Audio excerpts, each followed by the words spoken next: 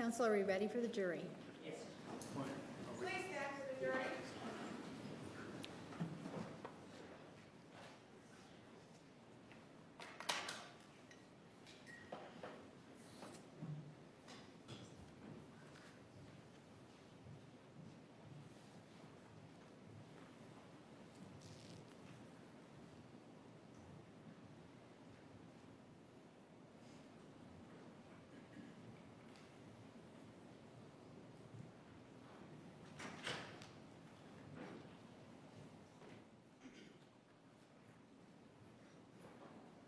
Please be seated.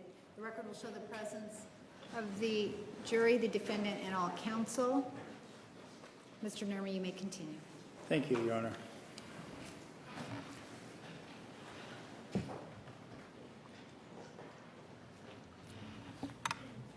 Ms. Arias, before the break, we were talking about this weekend you were spending with Travis and his friends, Chris and Sky Hughes. And specifically, you were talking about the first time you kissed Mr. Alexander.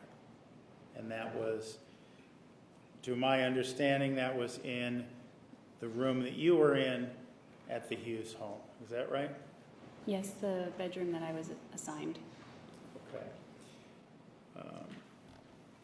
Tell us, you mentioned him coming over, but just kind of describe for us, him coming to your room, just kind of describe for us what happened.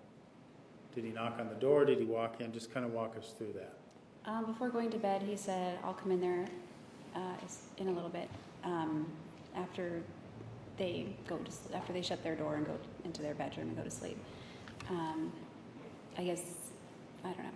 Well, he wanted to wait until they were in their bedroom. So I left the door cracked because I figured we were just going to... All right, Ms. Arias, some of the jurors are having difficulty hearing you. Oh, sorry. I'll try to speak up.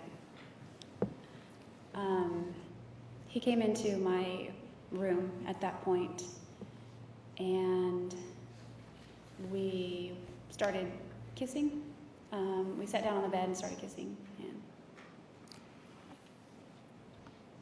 Was there conversation first, or did he just come in and start kissing you? there was no conversation. I thought there was going to be, but there was no conversation. Sustained.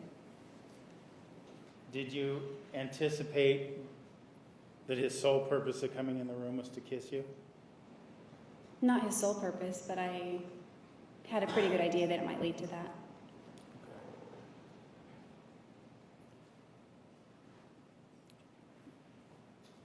The word kiss or kissing could be taken a whole bunch of different ways. Could relate to a simple peck on the cheek to something much more intimate. Could you describe for us the way that he was kissing you? Yeah, it was more passionate. It wasn't just regular kissing. It was passionate, like French kissing. Okay.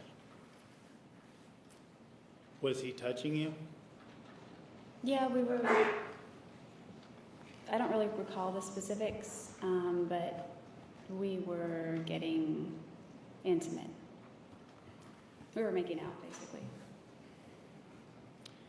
And what do you mean by intimate? That could also mean a lot of different things to a lot of different people. So describe for us what you mean by you were getting intimate. Well, at that point, we were laying on the bed. We were side by side, facing each other, kissing. That's what I mean by intimate at that point. Was he touching any particular parts of your body, or were you just kissing? I don't really recall that at first. It began to lead to more. And what do you mean by more? Well, I don't really recall how it happened, but he began to remove my clothes. And do you recall what you were wearing when he began to remove your clothes? I was in pajamas of some kind, I think sweats and a t-shirt. Okay. And Him taking off your clothes, was that something you were expecting to take place? No, I thought we were going to kiss, and maybe heavily, but that would be the extent of it, since this was the first time we were kissing. When he began to remove your clothing, was that then surprising to you? It was, well, yeah, it was a little surprising, but it was more, I felt apprehensive, but I was going with it. What do you mean you felt apprehensive? Well, I wasn't expecting that, so I didn't want to tell him no, so I just kept going with it. Why didn't you want to tell him no? I didn't want to do anything that would maybe displease him, not because I feared like he would get angry or anything, but I didn't want him to feel rejected, and I didn't want him to get his feelings hurt, or I didn't want to spoil the mood, sort of like that. We were getting along, we had some kind of chemistry. I just didn't want to like snuff it out right then by saying stop, I guess. That was my thought. Why would rejecting him at that point in time be such a big deal to you? At that point in time, I was not really accustomed to saying no.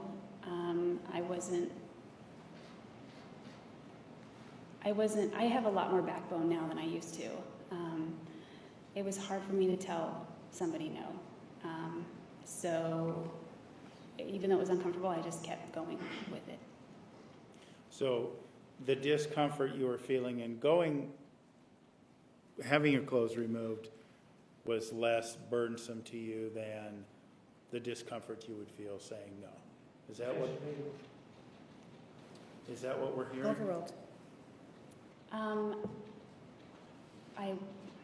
I can't really say one way or another because I wouldn't know because I couldn't make the comparison, but at the time it felt more uncomfortable to push him off of me or something. I mean, he wasn't aggressive, but he was definitely doing the initiating at that point, and I just kept going for it.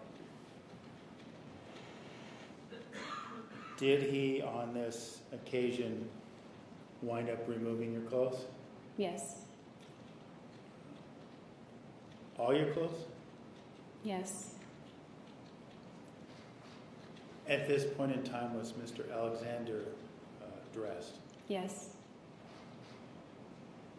Did that change? Not really. I think he kept his garments on that he was wearing. And you say garments. What are you referring to? Garments they're called temple garments, and it's like a t-shirt and underwear, sort of, kind of like briefs. They're sort of an off-white color. Is that what he came in wearing, or just those, or was he wearing other things? No, he had his temple garments on under, I think, sweats. I don't remember if he had just the shirt, but I think he was wearing pajamas over those. Okay. And whatever else he was wearing over his garments, did he take those items off, or did you? I don't recall. I know I didn't. Okay. It might have been a joint effort, but I didn't solely remove them or anything like that. I don't really remember. So after you are undressed and Mr. Alexander is in his undergarments, what happened?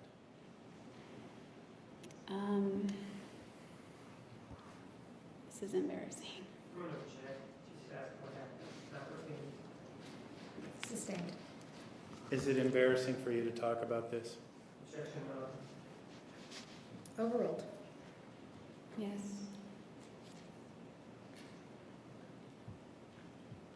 I understand how it might be, but it's important to share this with us. So if you could, please tell us what happened next. He began to perform oral sex on me.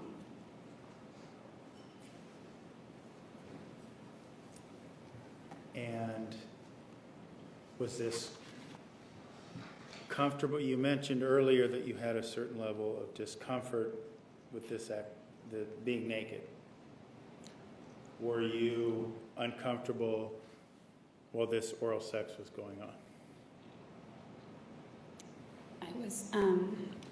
I was uncomfortable. It was dark. I mean, the lights were off, so like that might have made it a little bit more. I mean, a little more tolerable. Mm-hmm. But it was. I don't know. I mean, he knew what he was doing for sure, but it was just. It felt like too much too soon, and I mean, I couldn't exactly rewind at that point. You know. Why not? Did you voice your displeasure with the events? No, I can't say there was displeasure, but it was uncomfortable.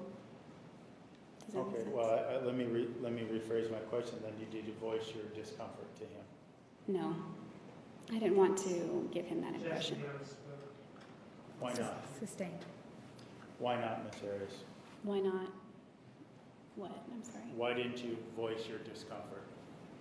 I didn't want him to have that impression.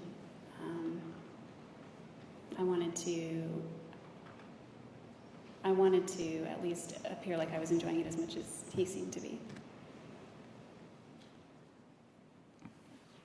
So you were attempting to give him the impression that you were enjoying things. Yes. And why were you interested in doing that?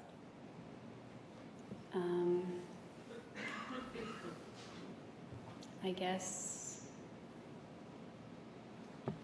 it would have seemed to me to be unattractive for me to say anything different or anything negative about the experience. Okay.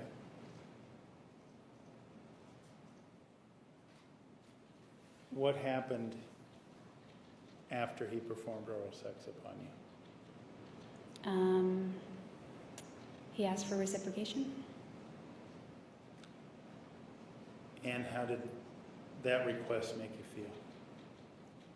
At that point, I had taken it that far. I was kind of glad he was done, and I was just willing to reciprocate at that point. And so we're clear when you say reciprocate, does that mean perform oral sex upon him? Yes. And did he remove his garments at that time, or how did that occur? I don't know if the garments at the bottom came all the way off or just pushed down. The shirt remained on, and yeah.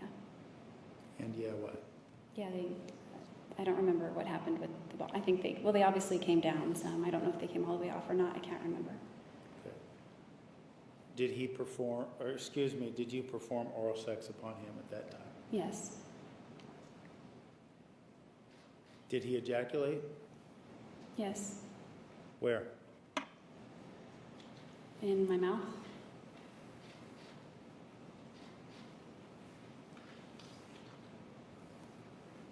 What happened after he ejaculated? I think we fell asleep. I don't recall getting dressed again. I don't even recall getting with blankets, but when I woke up, we were both covered with blankets. Okay. You were both in the same bedroom on your bed? Yes.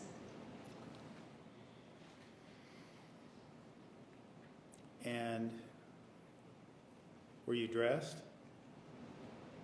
When I woke up, not initially, but I put my pajamas back on.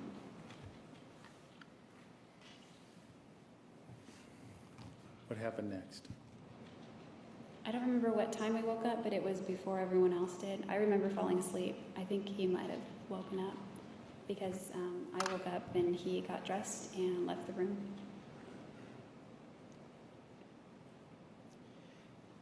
And from what you told us earlier, this incident occurred Saturday night, and the next morning would have been Sunday morning, the day you were to go to church. Is that correct? Yes. What happened from that point in time on? Do you mean that morning? Yes. When you were telling us how he eventually left, you got dressed and left your bedroom. What happened from that point? Basically, the rest of the household began to wake up. I hadn't been to church since I was about 11, so I didn't really have church clothes. I bought 2 dresses before heading out there. I asked Sky which one would be more appropriate. So then I put on an outfit, and the rest of the household was getting ready for church. And then we took separate cars. I took my car. I think Travis rode with me on that one over, and I can't remember who else rode with me. Maybe it was Jeff. And the Hugheses took their own vehicle.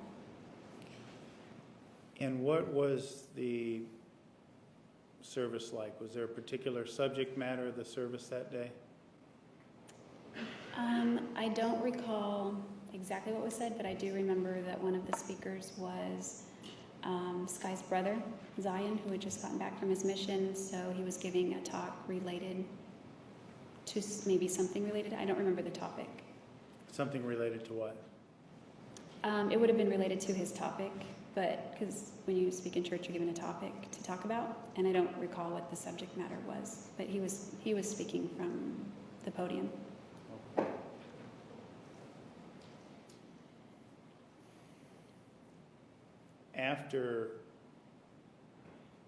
Prior to going to church, did you and Mr. Alexander speak about this incident the night before? No. Did you speak about the incident that day after church? No.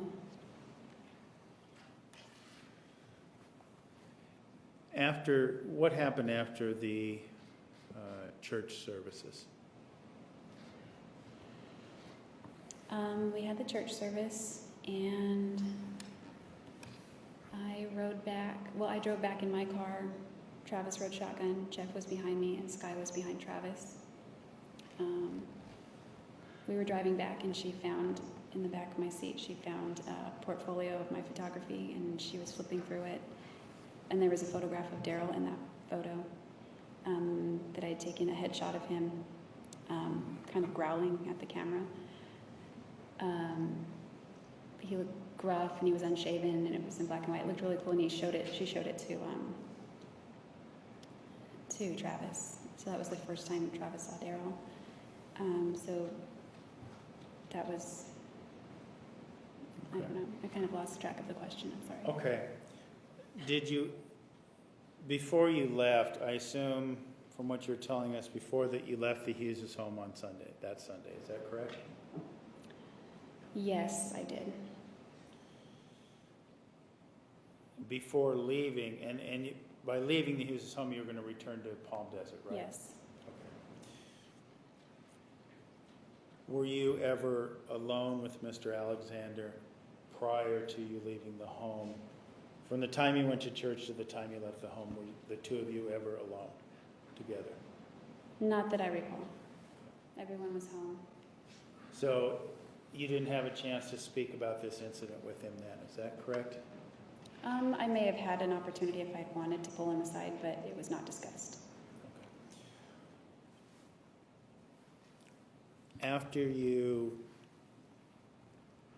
Okay. When you left the home, how did you and Travis part ways? Were you expecting to call each other, or what was the... He walked me out to my car and kissed me, and I got in the car and drove off. Okay. Back to Palm Desert. Yeah, I stopped and got gas, and I think I went to Starbucks, and then I went back to Okay. Palm Desert. All right. When did you next hear from Mr. Alexander? I would say it would either have been that night or Monday night. Okay. And how did you what was the means that you conducted or contacted Mr. Alexander? Did he call you? Was it in person? We were calling each other back and forth at that point, so I don't remember who called who. But it was over the phone. Okay. When you spoke, was there conversation related to this incident that evening? There may have been some reference to it, but we mostly talked about church, and he wanted to know how I liked it. Okay. At this point in time, when you returned from Palm Desert, you've been to church. Have any religious officials from the Mormon Church contacted you at this point in time? No, not yet. When did that occur? Well, Travis gave me a Book of Mormon on Wednesday, and I think around that same time he contacted the church, and I don't know how it works, but he gave them my information so that some missionaries in that area could come to my house. You mentioned Travis gave you a Book of Mormon on Wednesday. Was this the Wednesday following the Sunday that you left the Hugheses? Yes. And where did you see Mr. Alexander on Wednesday? He was leaving Riverside and driving back to Mesa, and Palm Desert is on that stretch. It's on the I-10. And he called me on the way and wanted to meet with me so that he could give me a copy of the Book of Mormon. And I agreed to meet with him. I didn't really know where we could meet, though, because Daryl was home and I didn't want to bring some guy over. So where did you wind up meeting we- Mr. Alexander? We ended up meeting at a Starbucks, which was near my house. Okay. And is this where he gave you the Book of Mormon? Yes.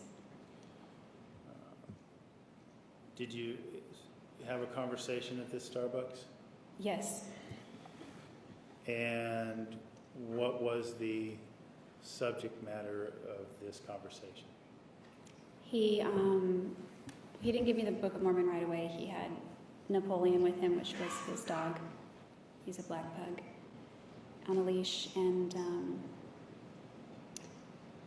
I don't remember where Napoleon was, but we went inside the store to get drinks. Question not responsive. She was asked what was the subject.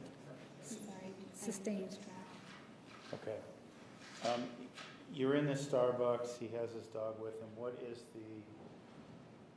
is the subject matter of the conversation inside the Starbucks? The word of wisdom, but we were sitting outside in the Okay. shade. It was a little hot, but it was still it was cooler in the shade. Okay. So you were at the Starbucks, just sitting outside. You were talking about the word of wisdom, right? Yes. Okay. And for those of us who are not familiar, what is to your understanding at that point in time, what is the word of wisdom? The word of wisdom is LDS doctrine that states it prohibits the consumption of coffee, tea, alcohol, tobacco, and illegal drugs. Do those same words relate to the vow of chastity, or is that something completely different? The law of chastity is different from the word of wisdom. Okay. They're two separate commandments. After the two of you were at Starbucks, outside, what happens next? Well, we discussed the word of wisdom a little more because he was drinking chai iced tea. But he said that doesn't count, and I asked him why, and he explained his reasons. I was drinking a latte, an iced latte, and so as our conversation progressed, it sort of moved into a more, I don't know how to explain it, but basically he expressed that he was horny, is what he said. Okay. And once he made this expression, did you remain at the Starbucks or did you go elsewhere? Well, he said, I wish there was somewhere we can go, and I said, I'm sorry. Sustained. We both were trying to figure out a place where we could go. So I don't know why, but I was wanting to go with him also to find someplace. So we went in our respective cars. We drove to a park near Starbucks. It was between my house and Starbucks, and it was the middle of a school day, so nobody was there. There was a parking lot there, and we pulled up into the parking lot, and he left Napoleon in the car with the air conditioner on and the windows rolled up, and he came into my car and sat in the passenger seat. And after he sat in the passenger seat, you mentioned that he expressed that he was, to use your words, horny, right? Yes. What was the point of him getting in your car at the park, to your understanding? I didn't know at first. I mean, my car was very... Objection, none of this harms. She knows the point. I did not know the point of that. Okay. I mean, I didn't know what he was expecting. Ms. Arias, wait for the question. I apologize. When he got in the car, did he voice or convey an interest in engaging in some sort of sexual activity with you in the car? Yes. What sort of activity, to your understanding, was he interested in? Oral sex. And so we're clear, was that oral sex that you were to be performing on him or him performing on you? He wanted to receive it.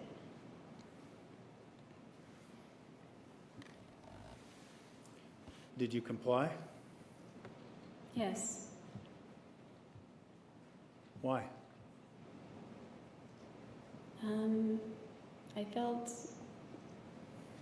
felt an attraction to him, and the feeling was mutual, and I wanted to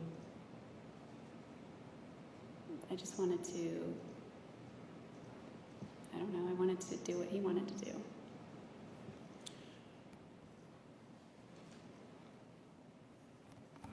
You wanted to do what he wanted to do. Yes. Objection, meeting. Over.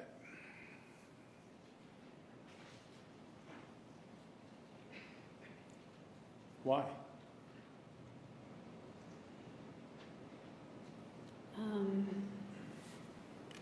I liked him. Prior to, in between the first incident and the home of Chris and Sky Hughes, where oral sex took place, and the time that you were in the park, you had conversed with Mr. Alexander a few times, correct? Yes. During those conversations, did you ever voice your discomfort about what happened that Saturday night in the Hughes home? No, I didn't.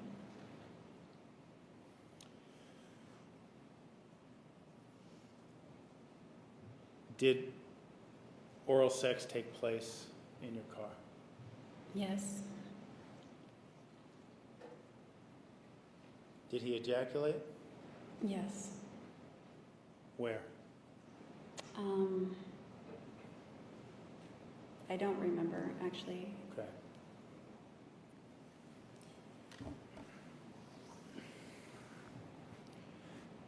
After he ejaculated, what happened from that point on?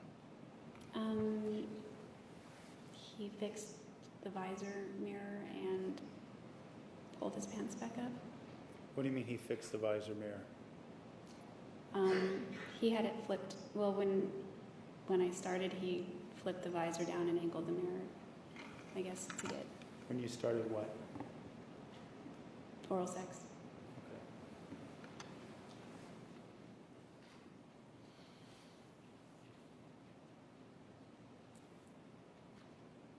What happened then after he fixed the mirror? Did you guys hang out for a longer, go to the park? What did you do?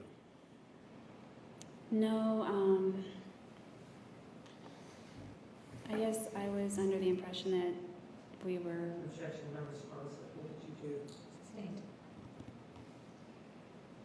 What did you do? What happened? we parted ways. What's that? We parted ways. Immediately? Within minutes? Yes.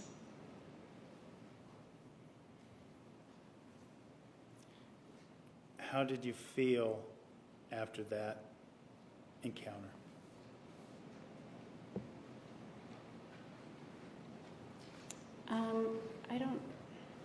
I don't recall feeling really bad. Maybe just a little deflated. He refused to kiss me afterward because he said it was gross. Maybe that's because I was just performing oral sex, but that's what he said. And so he kissed me on the cheek and left.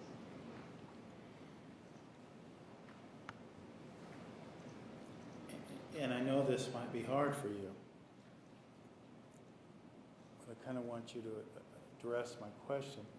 How did you feel afterwards? Ask and answer improper question as to how counsel could possibly know how she feels. Approach, please.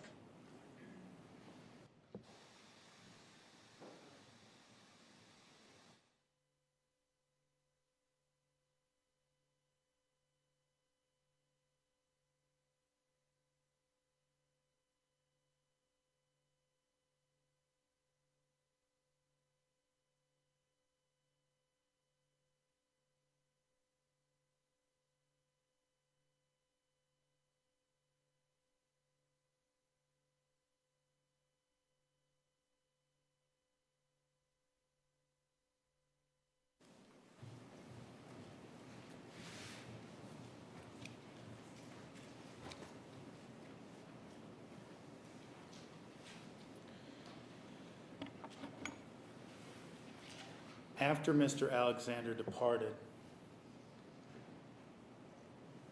how did you feel about the fact that you had just performed oral sex upon him? I felt a little disappointed with myself, but it's hard to describe. Like, I was attracted to him, he was attracted to me. He obviously derived a lot of pleasure from that, so that I took as a good sign. But again, I was just thinking it was a little bit too much too soon. I've been intimate before, but not that quickly.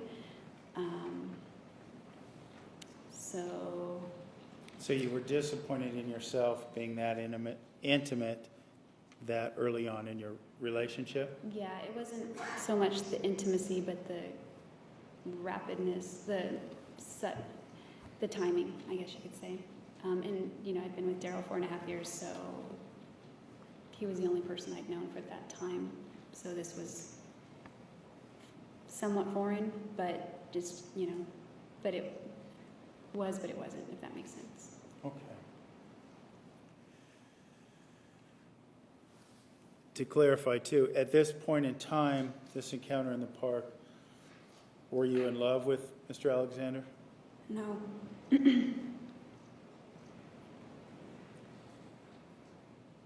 After he departed, what did you do? I drove home and got ready for work. He left me a voicemail Okay. On your cell phone or on a Yes. home phone? on my cell phone. Okay. And what was the subject matter of that voicemail? He was expressing his thoughts. Objection, hearsay. What was the subject matter? I'm not sure how to answer that question. The incident, I guess, would be the Objection. subject There's matter. a question before her.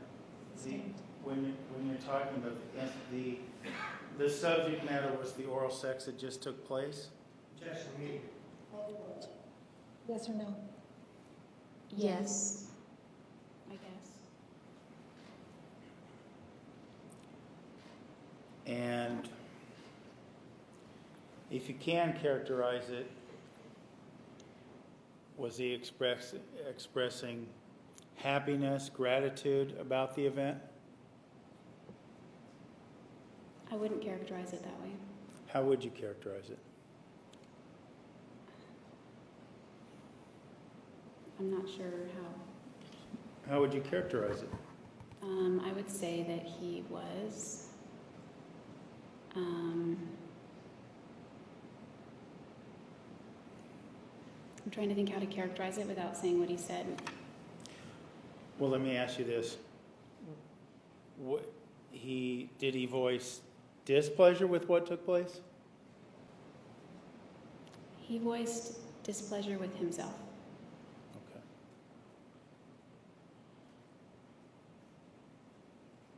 Was that related to the fact that this incident took place, or how he treated you?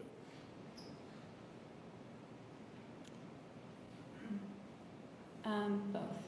Okay.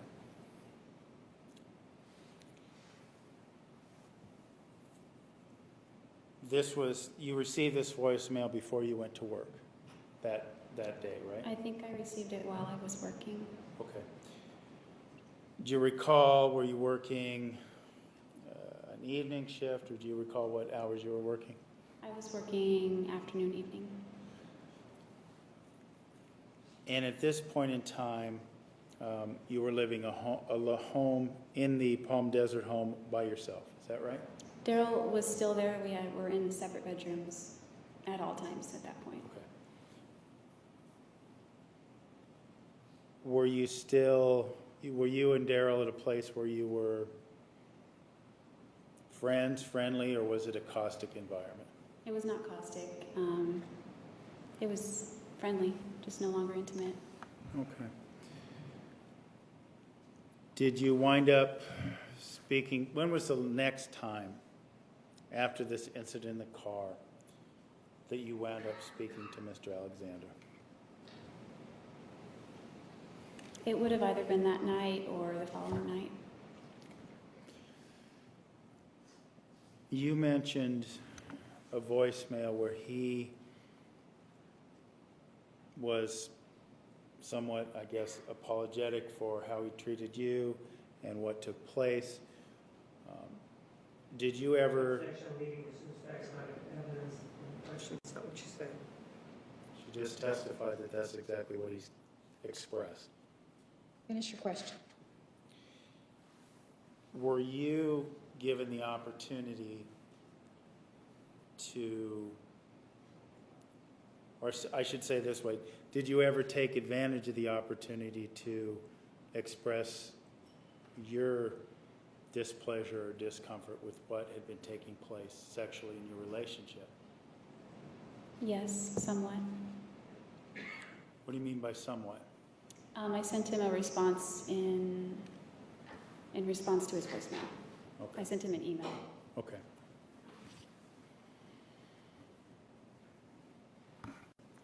After this encounter in the car, are you still speaking with Mr. Alexander?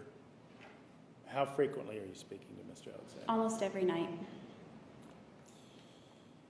And are these quick conversations or these extensive conversations? These are long conversations, hours. Are these conversations, I understand that each one's probably somewhat unique, but were they spiritual in nature? Yes, they were spiritual. Were they sexual in nature? Yes. Flirty, I'd say. Okay. Flirty? Yes. Okay. And when was the next time, and Mr. Alexander, to your understanding, was still living in Mesa, right? Yes. When was the next point in time that you saw Mr. Alexander? It would have been in October October of 2006. 2006. Okay. And when did this meeting take place? I don't remember the exact date. There are photos Okay. with the dates, Well, but let me ask you this. Where did this meeting take place? we met up in Ehrenberg. I think it's in California, technically. Okay. It's right on the border. I'm sorry, what was that? It's right on the border Of, of California and Arizona. okay. And how much later was this meeting? Was this weeks later, days later, when you met in Ehrenberg from the incident in the park in your car? I would say it was about a month later. Okay. So you didn't physically see him for about a month, but you spoke every day on the phone? Yes, nearly every almost every day. Okay. And as a result of those conversations, well, let me ask you this, because we talked about some Mormon officials coming to your home. Did that begin after this incident of oral sex in the park? Yes, Okay. But was that also before you went to Ehrenberg? yes. Okay. What were these, I say Mormon officials, but are these what we would call missionaries? Yes. How often would these missionaries come to your home? I think they came on average 2 times a week. And what went on when they came to your home? The first time they came, I think they had made an appointment. They invited me to church every week. They have a system in the Mormon church when you're introducing somebody to the church for the first time. They're called discussions, and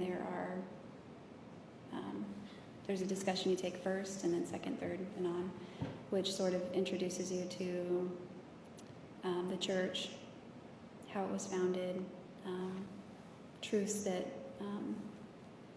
they believe in. Okay. Let me ask you, as part of this,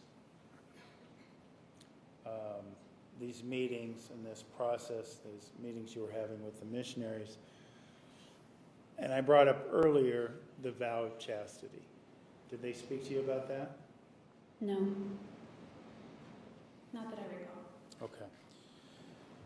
When did you learn of the vow of chastity, to your recollection? I think actually prior to my baptism, those things were briefly explained to me. They're young men, so they didn't really get into detail. Okay. So, from your perspective, since you've been there, describe for us Ehrenberg. Is this a big town? Was there a particular reason why you were going there? What was the point of meeting in Ehrenberg? Yes, the point was so we could spend time together, and it was a halfway point, so he didn't have to drive all the way to California, because he hadn't planned to come out to California until the following month, and I'd never been to Arizona, so I wasn't even thinking of going to Arizona, but Ehrenberg was about halfway. Okay. And what was the plan? What were you, from your impression, what were you going to do in Ehrenberg? We were going to hang out, and we'd talked extensively over the month, so I thought there would be more conversation, probably some intimacy. That was hinted at heavily, so that was expected. What do you mean the intimacy was heavily hinted at? Without telling me what he said, did he express a desire to be intimate with you again? Yes. I'm a little confused because it seemed like you had talked to us before about, after this incident in the park, how Mr. Alexander had expressed some misgivings about what happened. Did he express those misgivings before meeting you in Ehrenberg? No, after that, Objection. those, That's a question. She hasn't even got a word out of her mouth. Said no. Ask another question. You were going to Ehrenberg with the idea that, at least partially, that some intimate encounters might take place. yes. And Mr. Alexander never expressed any misgivings about those encounters occurring. No, Right. that was kind of the purpose of the trip. Okay. And by intimate encounters, what, to your understanding, were you expecting, at least from the sexually speaking? Maybe more of the same as before, but nothing further than that. And that's kind of pretty far, but nothing beyond that. Okay, so at this point in time, based on what you told us, it's our understanding that you had not had penile vaginal intercourse with Mr. Alexander. No. Is that correct? Okay. And it would also be our understanding that you had not had anal sexual intercourse with Mr. Alexander. Is that correct? Yes, that's correct. Okay. Tell us about Ehrenberg. Did you share one hotel room, or did you each have your own room? We had one motel room. Okay. And when did you arrive in Ehrenberg? I got there later than him because I had to work, and so I arrived late at night. And Okay. Was this Friday night? Was this Saturday night? I think it was either Thursday or Friday night. I don't remember my exact schedule, but Well, let me ask you this. How many nights were you to spend in Ehrenberg? 2. Okay. Tell us what happened when you arrived. When I arrived, he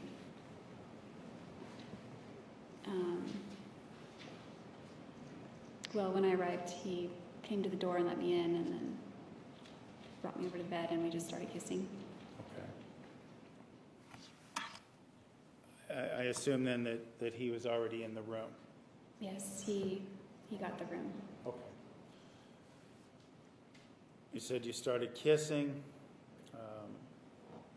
Was there conversation first, or did it immediately lead to kissing? No, we had some conversation over the phone on the way there. Okay. So when I arrived, it was physical right away. Okay. And we talked earlier, I mentioned earlier how kissing could mean different things. Could be the friendly to the passionate. What sort of kissing was this? Passionate. Was he attempting to remove your clothing? Yes, we both were taking off our clothes, I think. Okay. At this point in time, was this level of intimacy something that you felt comfortable with?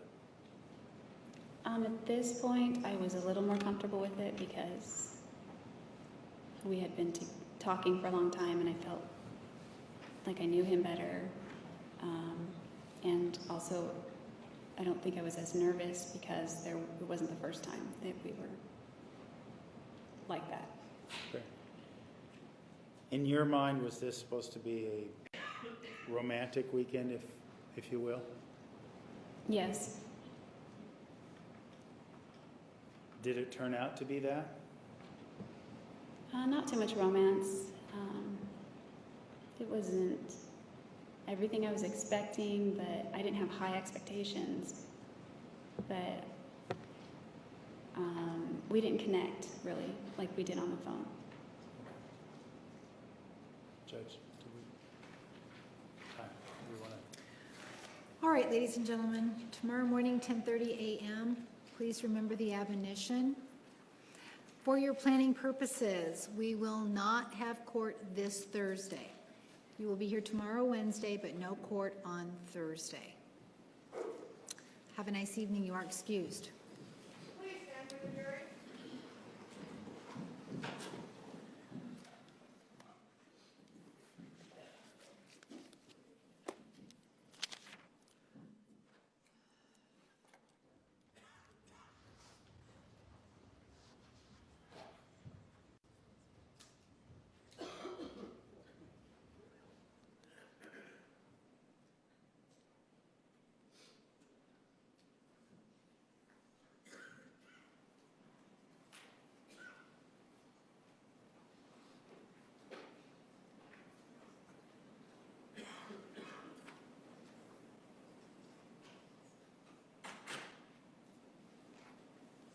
Please be seated. You may step down. All right, council, is there anything else for today? All right. Good night.